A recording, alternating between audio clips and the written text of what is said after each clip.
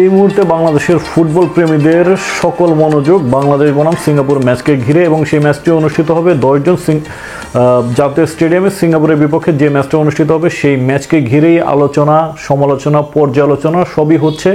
অনেকেই বলার চেষ্টা করছেন সিঙ্গাপুর অনেক শক্তিশালী প্রতিপক্ষ, যার বিরুদ্ধে আসলে বাংলাদেশের জন্য কঠিন হবে, কিন্তু অত কঠিন করে চিন্তা করলে হবে না, পজিটিভলি চিন্তা করতে হবে। সিঙ্গাপুরের লেটেস্ট পারফরমেন্স কি, শুধুমাত্র তারা মালদ্বীপের বিপক্ষে তাদের নিজেদের ঘরের মাঠে 3-1 ব্যবধানে জিতেছে। মালদ্বীপকে আমরাও 2-1 ব্যবধানে আমাদের ঘরের মাঠে হারিয়েছি 2024 সালেই। তো রিসেন্ট ফর্ম, তারা নেপালের কাছে হেরেছে সিঙ্গাপুর, তারা ভিয়েতনামের মতো দুর্বল দলের কাছে 2টা ম্যাচে হেরেছে। সো ওভারঅল পারফরমেন্স কিন্তু আহামরি না যে সিঙ্গাপুর ভিন্ন ব্র্যান্ডের ফুটবল খেলছে, তারা আমাদের চেয়ে একটু বেটার টিম ছিল। বাট রিসেন্ট টাইম হিস্ট্রি বদল করার সময় এসেছে বাংলাদেশের জন্য। বাংলাদেশের এই মুহূর্তে যে দলটা আসলে খেলছে সেই দলে আউটস্ট্যান্ডিং কিছু প্লেয়ার আছে, তার মধ্যে হামজা চৌধুরী, ফাহমিদুল ইসলাম, শামিদ সোমও যুক্ত হচ্ছে। সো এতগুলো কোয়ালিটি প্লেয়ার নিয়েও যদি আপনি চিন্তা করেন সিঙ্গাপুরের বিপক্ষে পারবো কি পারবো না, এই সিঙ্গাপুরকে তো কদিন আগে নেপাল হারিয়েছে, যে নেপাল আহামরি কোনো কিছু না, হয়তো তারা ভালো ফুটবল খেলেছে আমাদের চেয়ে লাস্ট 1.5 ডিকেড, কিন্তু সেই 1.5 ডিকেটের আগেও একটা সময় নেপাল ভুটানকে বাংলাদেশ 3-4 গোল করে দিত, হারাতো, বলে কয়ে হারাতো 2003 সাল পর্যন্ত। এরপর নেপাল 1.5 দশক নেপাল রাজত্ব করলো, ভালো ফুটবল খেললো, আমরা ভালো খেলিনি। বাট প্রবাসী ফুটবলার চলে আসায় 6 জন ফুটবলার খেলবে কালকে বাংলাদেশে 10 তারিখে যে ম্যাচটা হবে সিঙ্গাপুরের বিপক্ষে। শামিদ সোম, হামজা চৌধুরী, ফাহমিদুল ইসলাম, কাজেম শাহ, জামাল ভুইয়া 5 জন, আরেকজন তারিক কাজী ডিফেন্ডার। সো এই যে 6 জন ফুটবলার, বাংলাদেশের চেহারাটা পাল্টে গেছে, এতে কোনো সন্দেহ নেই। ফাহমিদুল ইসলাম যে ধরনের ফুটবল খেলেছে এগেইনস্ট ভুটান, এক্সেপশনালি ওয়েল। তিনি যতক্ষণ মাঠে ছিলেন 55 মিনিটের মতো খেলেছেন, 59 মিনিটের মতো, যা হোক, ওই সময়ের মধ্যে 16 থেকে 17টা দারুণ পাস দিয়েছেন, থ্রো বল দিয়েছেন ডিবক্সের ভেতরে, সেগুলোর থেকে গোল হয়নি। সেই ব্যর্থতা তো ফাহমিদুল ইসলামের না, আমাদের গোল স্কোরারের আসলেই সংকট রয়েছে। লোকাল যারা ভালো, যেমন রাকিব আছে, সেও কিন্তু ইন্টারন্যাশনাল পর্যায়ে এসে তার যে প্রত্যাশিত পারফরমেন্স সেটা মেলে ধরতে পারছে না। শেখ মুরসালিন, তিনিও নিজের ছায়া হয়ে আছেন গত 2 বছর ধরে। তার মধ্যে যে প্রতিভা ছিল, তাকে আমরা যেভাবে চিন্তা করেছিলাম যে এই ছেলেটা বাংলাদেশের one of the greatest striker হবে, সর্বকালের সেরা স্ট্রাইকার হবে, প্রথম 5 ম্যাচে 3 গোল এরকম স্ট্যাট ছিল তার, 6 ম্যাচে 4 গোল না এরকম একটা স্ট্যাট ছিল, দারুণ, শুরুর থেকেই অসাধারণ ফুটবল খেলেছিলেন। যা হোক, তিনিও নিজেকে হারিয়ে খুঁজছেন। এখন ব্যাক টু দ্য কনটেক্সট, কেমন হবে আমাদের ট্যাকটিক্স, কেমন হবে কৌশল। ভুটানের বিপক্ষে যে ম্যাচটা খেলেছে সেটাতে বাংলাদেশ আসলে বড় ব্যবধানের জয়ের চেয়ে ট্যাকটিক্যাল বিষয় এবং প্র্যাকটিস, অনুশীলন, কম্বিনেশন এগুলোতে জোর দিয়েছে। এবং সিঙ্গাপুরের বিপক্ষে যেটা দেখলাম, আমরা ভারতের বিপক্ষে যেটা মিস করেছিলাম, যেটা আমাদের ট্যাকটিক্যাল এরর ছিল, যেটা অনেকবার বলেছি যে আমাদের ট্যাকটিক্যাল এরর হচ্ছে জামাল ভুইয়াকে সেট পিস থেকে কর্নার কিক এবং ফ্রি কিকগুলো নিতে হবে।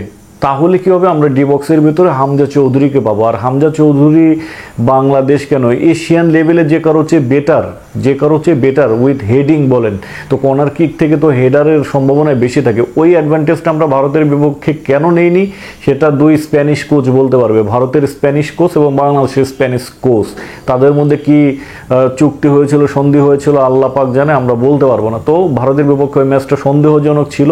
আমরা আমাদের স্ট্রেংথের সেরাটা নিয়ে নামিনি, খেলিওনি, কৌশলগত ভুল ছিল। তো এরপরে ওই কোচকে কন্টিনিউ করছে, সেটা বিষয় না। এখন যেহেতু আর মাত্র 3 দিন সময় আছে, 3 দিন পর বড় ম্যাচ সিঙ্গাপুরের বিপক্ষে, এবং সেই ম্যাচে কি করলে বাংলাদেশ ভালো করবে, সেই যে কৌশল যেটা ভুটানের বিপক্ষে হয়েছে, সেট পিস থেকে হামজা চৌধুরী কর্নার কিক নেবে এবং ডিবক্সের ভিতরে হামজা চৌধুরী থাকবে, তপু বর্মন থাকবে। তবে আরও একটা কথা বলে রাখি, আমাদের এই দলের অন্যতম দুর্বলতা হচ্ছে আমাদের কিন্তু হাইটের প্লেয়ার খুব কম।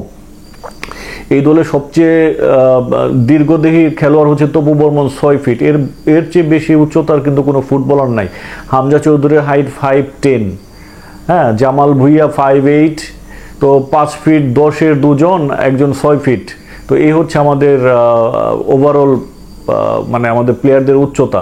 আর বাকিদের 5 ফিট 7, 6, 5, ফাহমিদুলও খুব বেশি লম্বা না, 5 ফিট 5।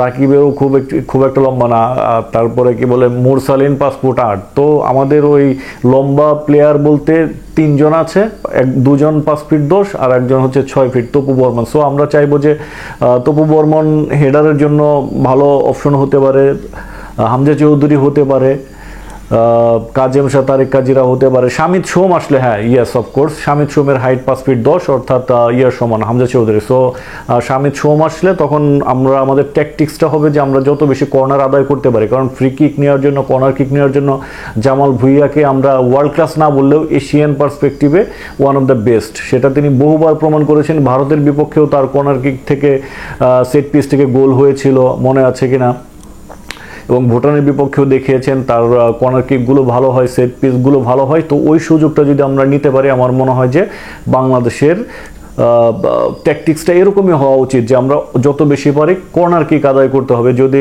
6-7টা কর্নার কিক আদায় করতে পারি, সেখান থেকে 1-2 গোল না হওয়ার কোনো কারণ নাই, যেহেতু শামিদ সোম আছে হেডিংয়ের জন্য, হামজা চৌধুরী আছে, তপু বর্মন আছে, তো 3জন হেডারের ভালো প্লেয়ার আছে। তো এই হচ্ছে আমাদের ট্যাকটিক্যাল দিকস। আর যদি বলি সিঙ্গাপুরের কথা, সিঙ্গাপুর ভালো খেলতেছে, ঠিক আছে, তাদের ইসখান খান দিয়ে আছে ভালো প্লেয়ার, 39 ম্যাচে 20 গোল করেছে, খুবই ভালো প্লেয়ার। তাকে যদি মার্ক করে আমাদের হামজা চৌধুরী মার্ক করে রাখে, সে বোতল বন্ধ হয়ে যাবে, গোল করতে পারবে না, সেটা বলতে পারে। কিন্তু আমাদের তো গোল করতে হবে, হোম ম্যাচ যেহেতু গোল করতে হবে, এবং সেটার জন্য আসলে আমাদের ফাহমিদুল ইসলাম, আলামিন, রাকিব এদের দিকেই তাকিয়ে থাকতে হবে, যেহেতু কিউবা মিচেল নাই। তবে কিউবা মিচেল থাকলে সিঙ্গাপুরকে বলে কয়ে 3-0 গোলে হারাতে পারতো বাংলাদেশ, অ্যাটলিস্ট 2-0 3-0-তে।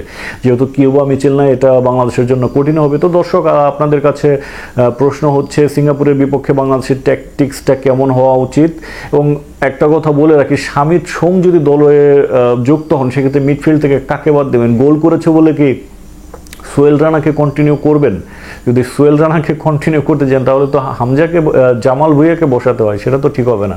তো সোহেল রানা লাকিলি গোল পেয়েছেন, 80 ম্যাচ খেলে একটা গোল পেয়েছেন, কিন্তু তার পারফরমেন্স এক্সট্রা অর্ডিনারি না। তিনি কিন্তু প্রচুর পরিমাণে বলের নিয়ন্ত্রণ হারিয়ে ফেলেন, সেটা দলের জন্য বিপর্যয়ের কারণ হয় এবং অনেক বেশি ফাউল করে থাকেন। তো দর্শক, আপনারা মতামত দিবেন যে সিঙ্গাপুরের বিপক্ষে বাংলাদেশের ট্যাকটিক্স কেমন হওয়া উচিত, এবং মিডফিল্ডে শামিদ সোম যদি দলভুক্ত হন, সেক্ষেত্রে কাকে বসানো উচিত, অবশ্যই কমেন্ট বক্সে জানাবেন।